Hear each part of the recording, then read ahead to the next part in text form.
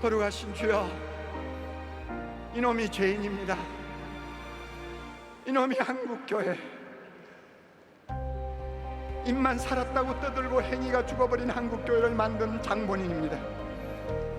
주여, 이것이 감히 설교할 자격이 없는데도 주님이 이 말씀을 전하라고 비참한 것을 몰아붙였습니다.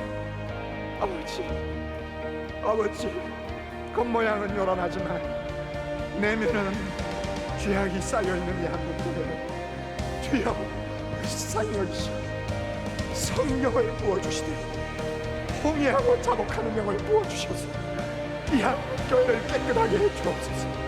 깨끗하게 하옵소서. 깨끗하게 하옵소서.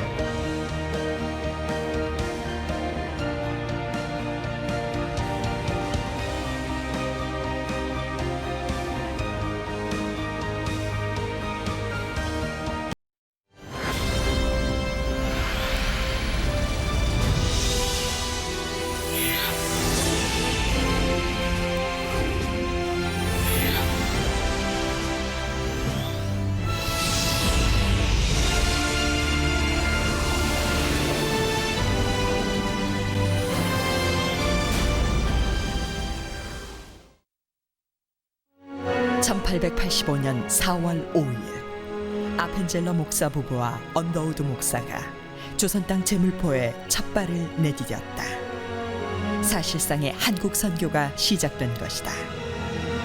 1889년에는 침례교 소속 선교사 페닉이 입국했고 1907년 5월에는 성결교회의 뿌리인 동양 선교회 복음 전도관의 선교가 시작되었다. 동방의 작은 나라 한반도를 향한 선교사와 순교를 각오한 선친들의 복음에 대한 열정은 계속되었다. 이들의 순결한 신앙은 우리나라가 역사상 가장 힘겨웠던 일제강점기를 이겨내고 백성들을 일깨워 자주 독립을 이루는 정신적 힘이었다.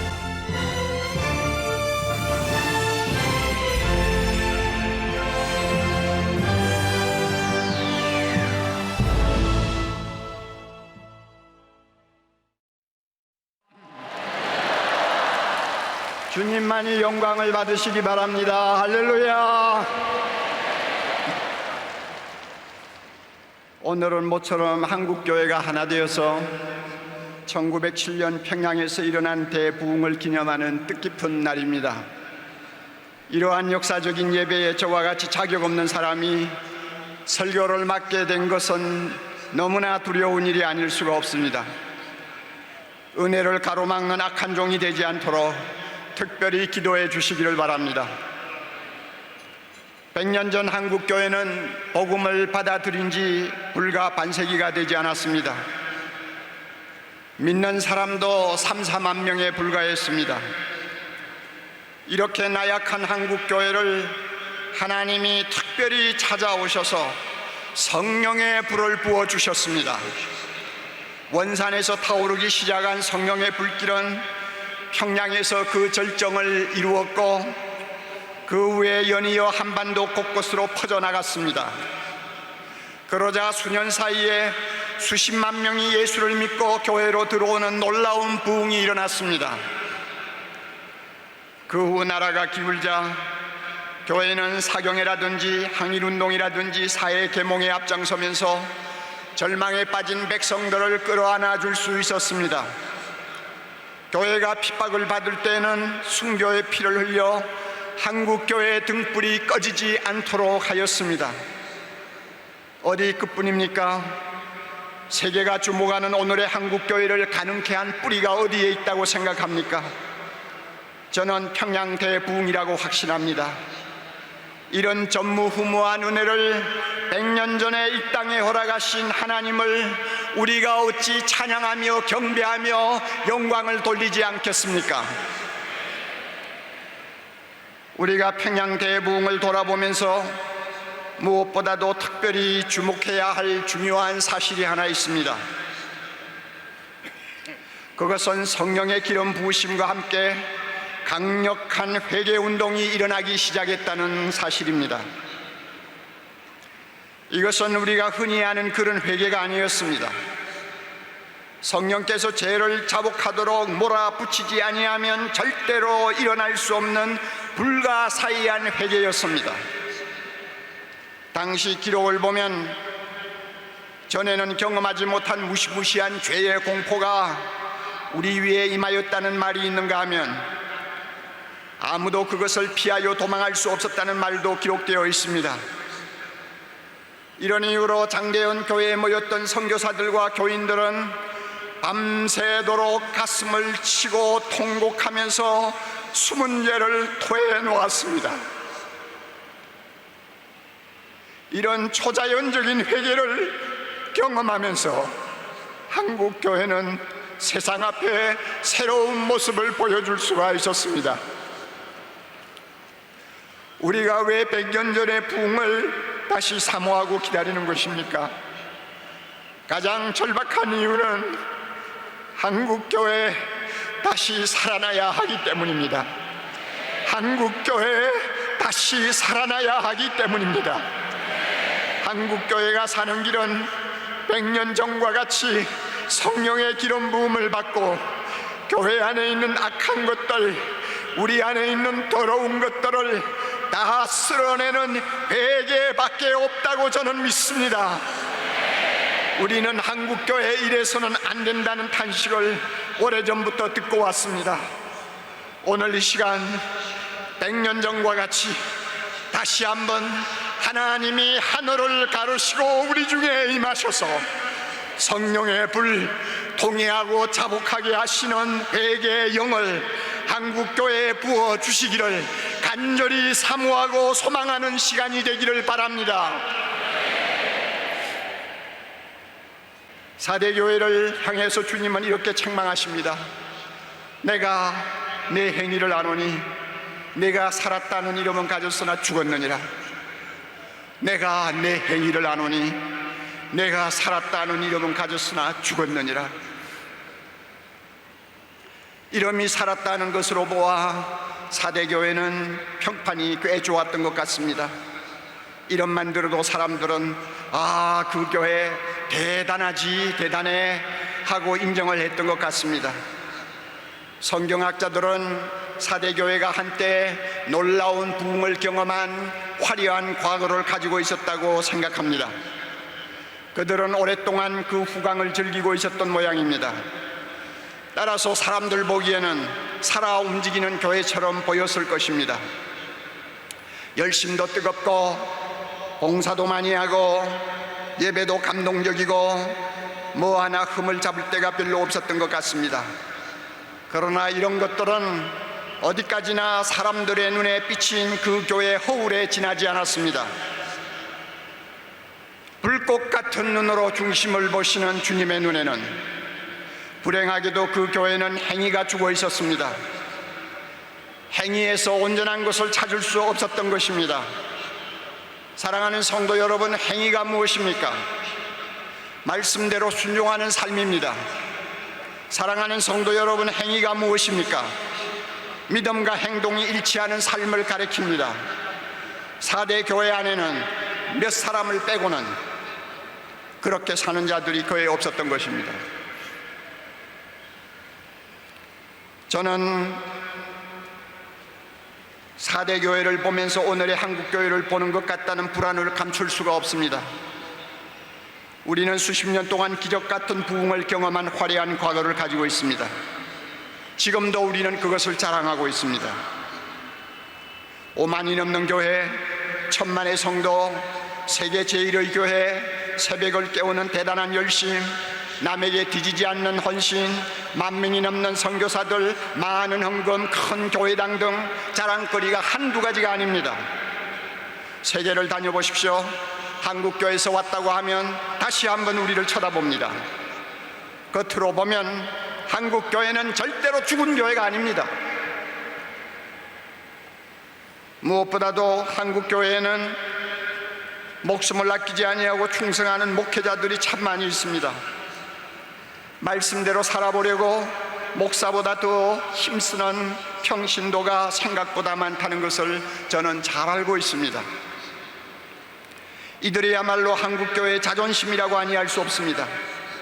그래서 만일 누가 오늘의 한국교회를 보고 행위가 죽었다는 소리를 하면 저는 그 말을 절대로 인정하고 싶지 아니한 사람 중에 하나입니다. 그렇지만 저의 이러한 확신을 흔들어 놓는 심각한 사실이 있습니다.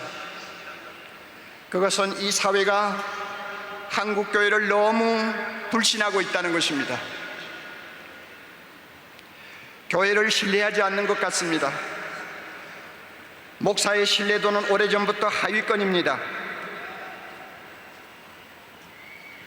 교회에 들어왔다가 실망하고 등을 돌리는 젊은이들이 적지 않습니다. 전도를 해도 잘 받아들이지 않습니다. 무종교자들에게는 기독교가 제일 인기가 없습니다. 일반적으로 사람들은 우리를 이중인격자로 보는 것 같습니다. 말하고 행동하고 다르다는 것입니다. 사랑하면서 교회는 왜 그렇게 잘 싸우느냐고 비아냥거립니다. 예수를 믿는 우리가 자기들보다 더 정직한 데가 어디 있느냐고 따져 묻습니다. 돈을 사랑하는 데는 자기들과 똑같다고 봅니다. 사회의 각종 스캔들에 교회 다니는 사람이 끼어도 이제는 더 이상 놀라지도 아니합니다. 한마디로 자기들하고 다른 점이 별로 없다고 보는 것입니다. 기가 막히게도 우리는 이런 비난을 받으면서 한마디 변명도 제대로 못하고 있는 실정입니다. 솔직히 말해서 예수 믿는 우리들의 도덕성, 가치관, 처세관을 놓고 보면 세상 돌아가는 쪽으로 더 많이 기울고 있다는 것을 숨길 수가 없습니다. 우리도 모르게 우리는 세속주의의 늪에 빠져 허우적거리고 있는 모습을 세상 앞에 그대로 보여주고 있는 것입니다. 이처럼 교회가 짠맛을 잃으면 우리보다 더 악한 세상 사람들의 발에 짓밟히도록 내던지는 것이 주님의 징계요 심판입니다. 우리가 지금 그러한 끔찍한 상황에 놓여 있지 않는지 두려운 마음을 금할 수가 없습니다.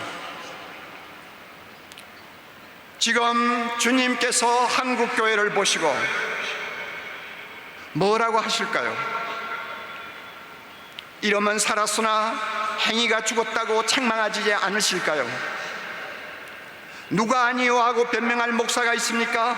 누가 아니요 하고 변명할 장로가 있습니까? 평양 대부흥 100주년의 진정한 기념은 이러한 우리의 영적 비참함을 있는 그대로 직시하고 가슴을 치는 데서 출발해야 된다고 저는 믿습니다. 사대교회를 보면서 제가 두려워하는 것이 또 하나 있습니다. 7뼈를 손에 쥐신 예수님께서 행위가 죽은 교회의 책임을 지도자에게 묻고 계신다는 것입니다. 사대교회 사자에게 편지하라. 사대교회 사자에게 편지하라. 사자는 교회 지도자요 목회자를 가리킵니다. 저는 주님께서 왜 목회자에게 책임을 물으시는지 조금 알 것 같습니다.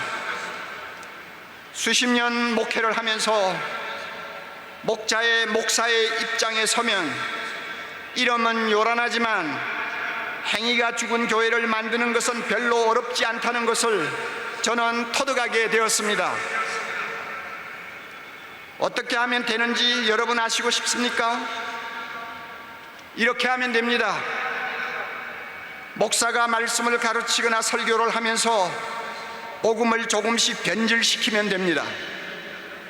그리고 나중에는 복음이 얼마나 변질되고 있는지조차도 모를 정도로 둔감해지면 됩니다. 그러면 교회는 이름만 살았고 행위는 죽어질 수 있습니다. 우리가 잘 아는 바와 같이 복음이란 누구든지 예수를 믿으면 구원받는다고 하는 기쁜 소식입니다. 그러나 이 복음에는 진리의 양면성이 들어있습니다. 구원은 믿음으로 받지만 그 믿음의 진가는 순종하는 행위로 검증받아야 한다는 것입니다. 따라서 믿음이 구원의 절대적인 요소라고 한다면 행위는 구원의 필연적인 요소가 됩니다. 우리는 구원받기 위해 순종하는 것이 아니라 구원받았기 때문에 순종하는 사람들입니다. 그러므로 믿음과 행위는 따로 놓고 생각할 수가 없습니다. 예수님은 이 사실을 가리켜서 좋은 나무와 좋은 열매로 비유를 하셨습니다. 따라서 목회자는 믿음과 순종을 똑같이 중요하게 다루고 가르쳐야 합니다. 믿음으로 구원 얻는다는 로마서를 설교했으면 행함이 없는 믿음은 죽었다는 야고보서도 진지하게 가르쳐야 하는 것입니다. 청중은 원래 귀에 듣기 좋은 말씀을 선호하는 경향이 높습니다.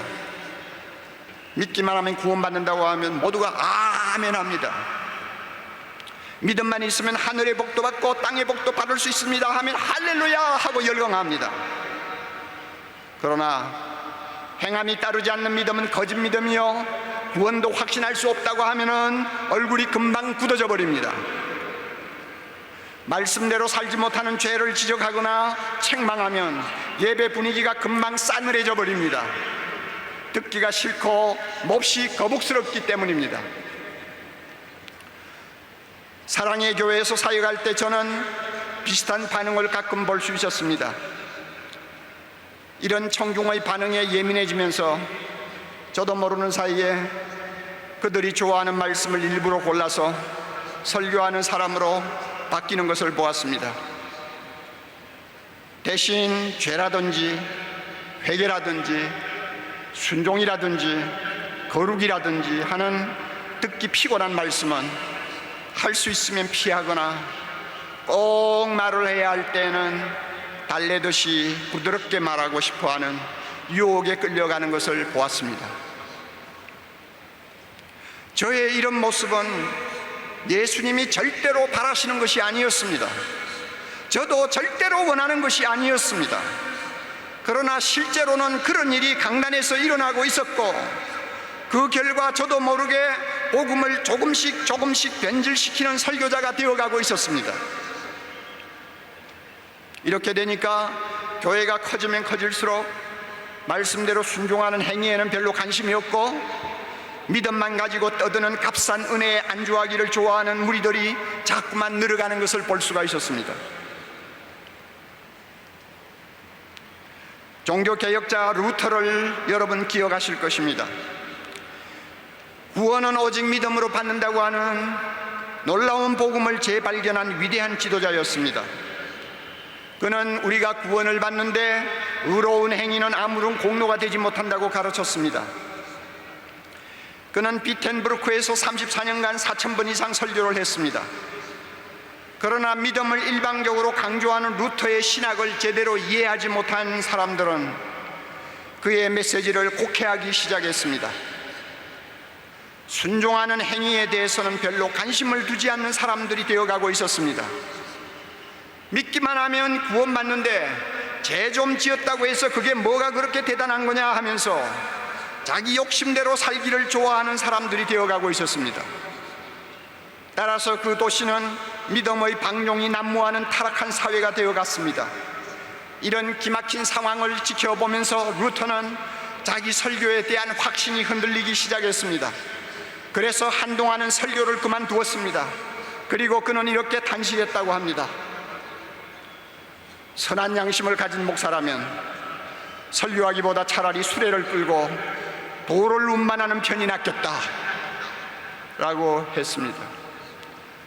사랑하는 성도 여러분, 루터가 우리에게 주는 아주 값진 교훈이 하나 있습니다. 그것이 무엇인지 압니까? 교회의 지도자가 복음을 가르치면서 복음을 전하면서 믿음만 일방적으로 강조하고 믿음의 열매가 되는 행함을 등한히 다루든지 무시하면 입만 살고 행위가 죽어버리는 4대 교회가 되어버릴 수 있다는 것입니다. 사도행전 20장 20절을 보면 바울은 유익한 말씀은 무엇이든지 공중 앞에서나 각 집에서나 거리낌 없이 전하고 가르쳤다고 했습니다. 그러나 저 자신을 포함하여 한국교회 많은 지도자들은 바울처럼 무엇이든지 거리낌 없이 전하는 용기를 잃어버리고 있는 것 같습니다. 단 것은 먹이고 쓴 것은 할 수 있으면 먹이지 않으려는 나쁜 설교자가 되어가고 있는 것 같습니다. 이런 설교자는 청중에게 인기가 있어서 사람들을 많이 끌어모으는 데는 성공할지 모르나 행위가 죽은 교회를 만드는 것은 시간 문제라고 저는 생각합니다. 한국교회 지도자 여러분, 복음을 변질시켰다는 주님의 질책에서 자유로울 수 있는 사람이 우리 가운데 몇이나 됩니까? 입만 살았고 행위가 죽어버린 교회를 만든 책임은 너에게 있어 하고 따지신다면 나는 아니요 하고 발을 뺄 수 있는 목회자가 몇 사람이나 됩니까? 평양 대부흥의 진정한 기념은 복음을 변질시키고 행위가 죽은 교회를 만든 죄를 넣고 가슴을 치는 목회자들의 회개로부터 시작되어야 한다고 저는 믿습니다. 이것이 한국교회를 향하신 간절한 주님의 소원이라고 저는 확신합니다. 주님은 행위가 죽은 사대교회를 향해 회개하라고 명하십니다. 회개만이 살 길이라는 것입니다. 한국교회를 향해서도 똑같은 명령을 하고 계신다고 저는 믿습니다. 그러나 여러분, 답답한 일은 우리 힘으로 회개가 잘 안 된다는 것입니다. 다 해보셔서 아시지 않아요? 우리 힘으로 회개 잘 못합니다. 입으로 잘못했다는 말은 수없이 할 수 있지만 죄를 끊어버리고 단호하게 돌아서는 거룩한 결단은 잘하지 못합니다. 그래서 100년 전에 하디 선교사가 하던 회개, 길선주 장로가 하던 회개, 무명의 성도들이 밤새도록 추운 겨울밤 찬마룻바닥에 엎드려 땅을 치며 통곡하던 그 회개를 오늘 한국교회에서는 찾아볼 수가 없게 된 것입니다. 그들에 비해서 우리는 엄청나게 많은 죄를 더 짓고 사는 사람임에도 불구하고 오늘날 회개는 점점 한국교회에서 형식적인 것이 되어버리고 말았습니다. 이것이 오늘 한국교회의 생명을 서서히 죽이는 암과 같은 존재라고 생각합니다. 우리가 진정한 회개를 하고 세상 앞에 새 옷을 갈아입으려면 성령께서 회개할 힘을 우리에게 주셔야 합니다. 통회하고 자복하고 버리는 결단을 할 수 있도록 성령이 우리를 도와주셔야 합니다. 우리의 힘으로는 안 됩니다. 우리의 능으로도 안 됩니다. 오직 하나님의 신으로 할 수 있습니다. 한국 교회는 하나님의 성전된 우리를 깨끗하게 청소하실 성령의 초자연적인 역사가 절실히 필요합니다. 이를 위해 100년 전과 같이 하나님께서 하늘을 가르시고 이 땅에 강림하셔서 아낌없이 부어주셨던 성령의 불, 회개의 영을 다시 부어달라고 힘을 다해 부르짖어야 될 것입니다. 부르짖고 문을 두드리면 주님께서 응답하실 줄 믿습니다. 너희가 악할지라도 자녀에게 좋은 것을 줄 줄 알거든 하물며 하늘에 계신 너희 아버지께서 구하는 자에게 성령을 주시지 않겠느냐? 성령을 주시지 않겠느냐? 성령을 주시지 않겠느냐? 성령을 주시지 않겠느냐? 우리 하나님의 약속입니다. 한국교회가 진정으로 회개하고 죽은 행위를 벗어버리면 아직도 죽음의 권세 아래서 신음하고 있는 이 백성을 구원할 수 있다고 믿습니다. 한국교회가 믿음과 행함이 일치하는 온전한 복음을 다시 회복하면 온갖 더러운 죄로부터, 그 죄에서 나는 악취로부터 이 사회를 치료할 수 있다고 믿습니다. 한국교회가 성령의 능력을 다시 입으면 북한에 무너진 교회를 우리 모두 다시 일으킬 수 있다고 믿습니다. 한국교회가 성령의 거룩한 불이 타오르는 용광로가 되면 주님께서 21세기 세계를 위해 가장 중요한 일에 우리 한국교회에 불러주실 줄을 믿습니다. 믿습니다. 두 손을 높이 들고 여러분 따라합시다. 주여, 한국교회를 살려 주옵소서.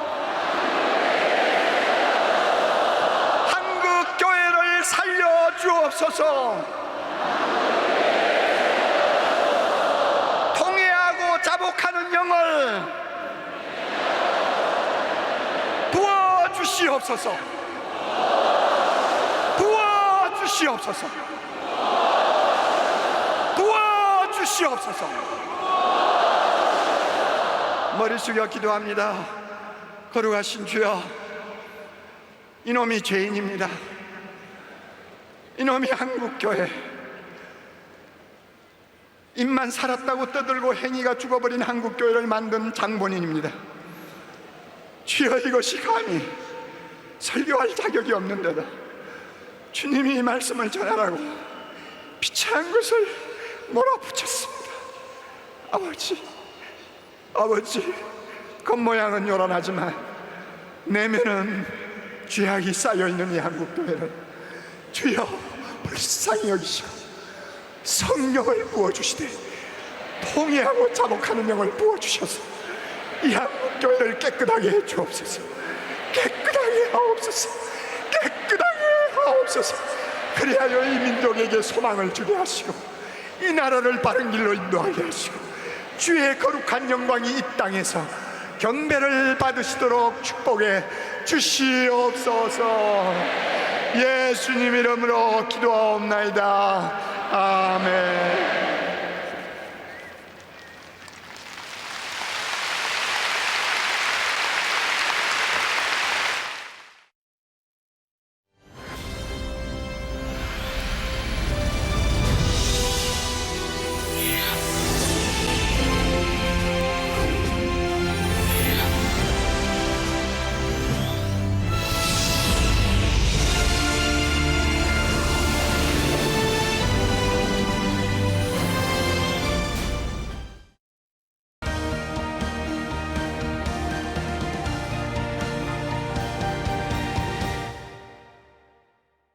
이 프로그램은 여러분의 미디어 선교 후원으로 제작되었습니다. 선교는 사명, 후원은 동역. 당신도 복음을 전할 수 있습니다. 선교 후원 02-6333-1003번.